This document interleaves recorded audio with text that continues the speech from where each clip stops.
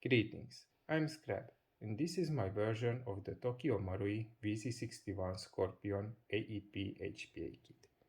In this particular case for the modernized Mod M and Mod D.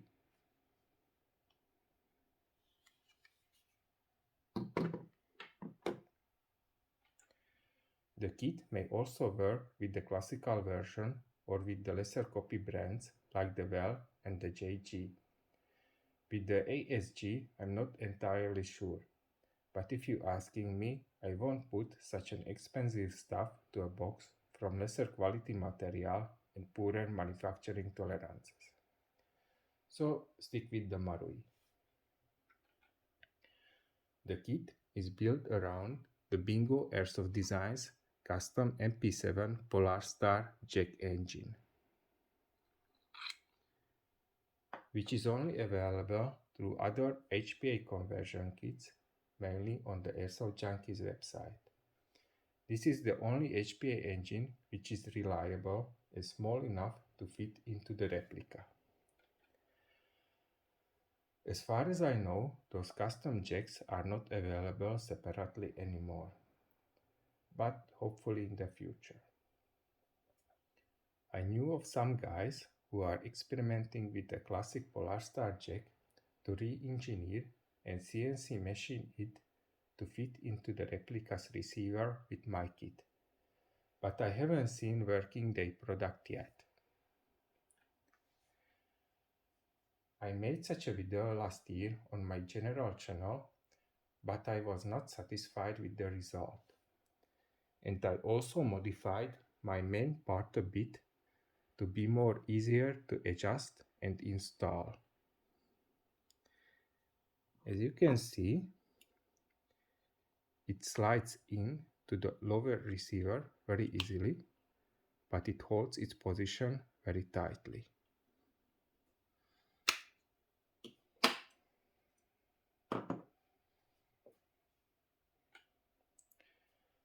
The kit is printed from PETG filament. This makes it sufficiently durable, and as you can see, the main part is sturdy and holds the HPA engine and its position in the lower receiver very well.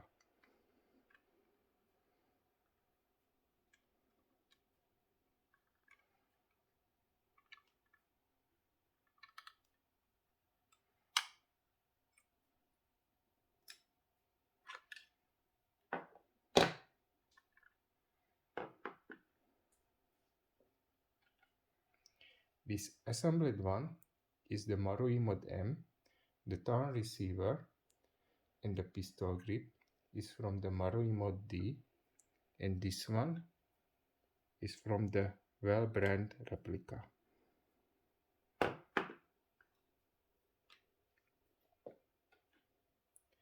Unfortunately, unlike at the MP7, at the Scorpion, the HPA conversion requires several irreversible modifications to be made. You have cut, drill or grind down this portion of the lower receiver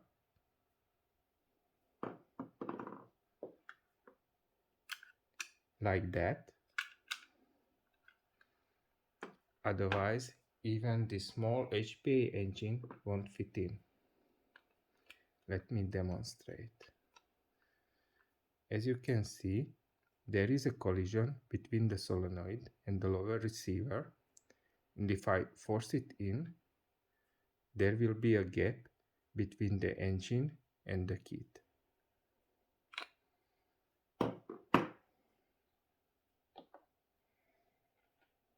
Also, the pistol grip internals needs to go out to make room for the airline, FCU and the accumulator. This plate needs to be cut out. Also, this fuse holder too. Let me show you how does it look like on my replica.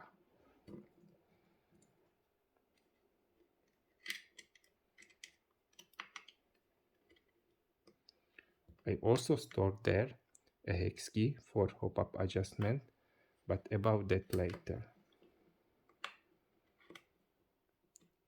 Hopefully you will see what needs to be cut out, and if you arrange the stuff correctly, you will have there plenty of room for them.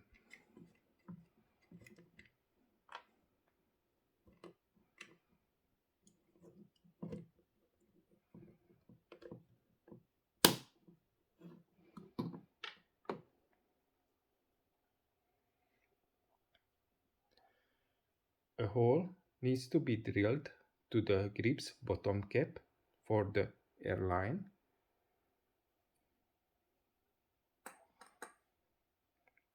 Soon I will make a full installation video series where I show you the assembly process step by step. The main part holds the control switches. Most of them are adjustable and can be fine-tuned exactly to your replica.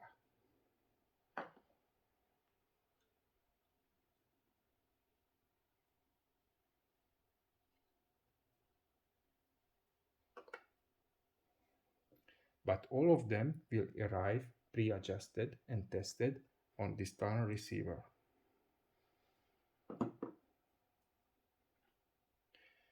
The kit copies the fire selector functions of the original gun and replica. Left is full auto, the middle one is safe, and the right position is semi-only. I call this part the support plate,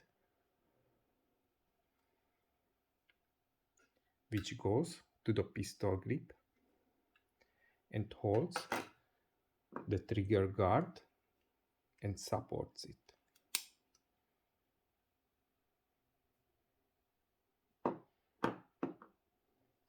But more importantly, it locks the fire selector in position.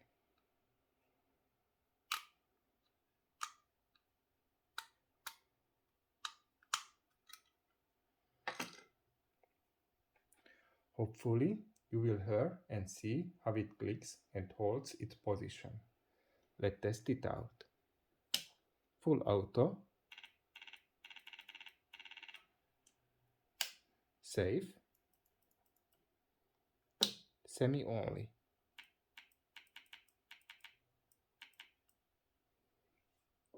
I recommend to store the gun without the accumulator on full auto mode to prolong the switch's lifespan, like that.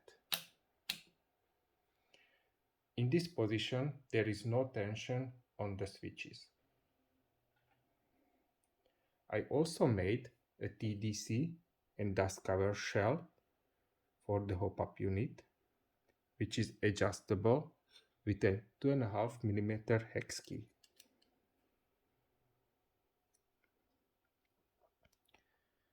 It is classically accessible through the dust cover.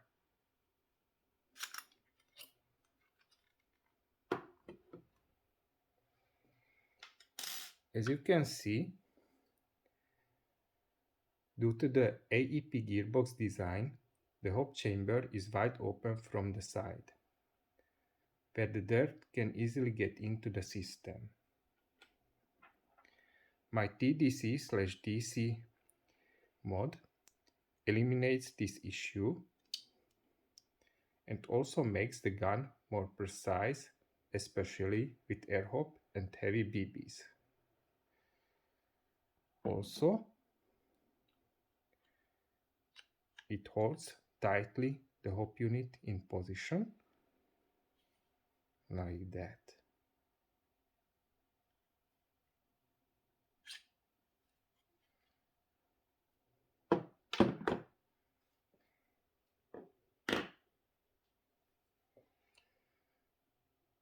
The hop arm was also redesigned because of the original one has these sharp edges which can easily damage the hop-up backing.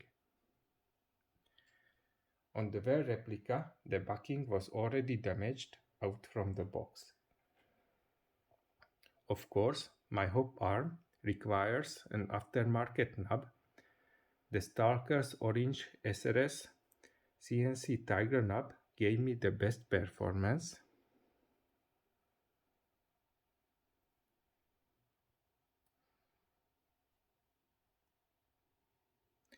But the Maple Leaf's Omega knob will work as well. My favorite setup is the PDI AEP tightbore barrel with the air hop from the eBay and the flat hopped original Marui backing. The barrels with rectangular hop window made a constant overhop with the air hop setups on my gun. Now I will show you my setup, but first I will clear my desk.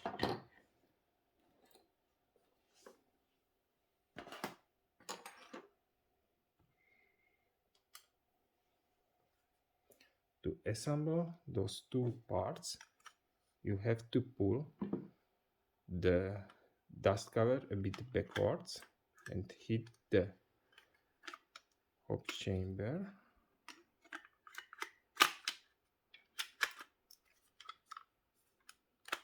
Like that. Now goes in the body pin. Easy. Because of the dust cover is as wide as the HPA engine and the kit, the dust cover now will move a bit tightly and it won't return to its original position by itself, but it is manageable.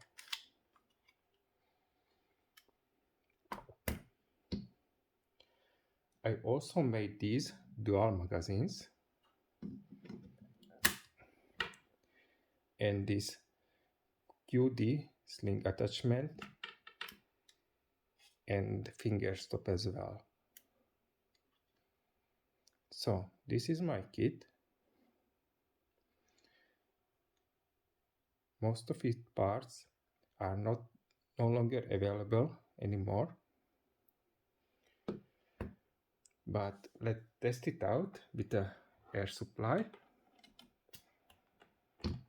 So full auto, safe, semi.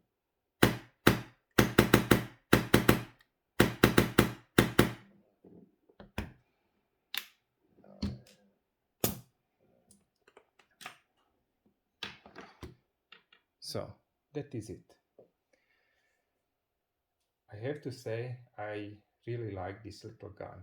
It's light, compact, precise, quiet and unique. It's ideal for the CQB environment, but also for the mid-range engagements. After I also developed my own MP7 kit, I can say no more that the Scorpion provides better performance. But this is another project and story which I will share with you after the Scorpion assembly series is done. Please don't ask me for the print files, this won't be an option. It cost me a lot of time and resources to make them. I hope you will understand this. But if you are interested about my product, you can contact me through scrabarmory@gmail.com. Thank you for tuning in. Take care of yourself. Bye.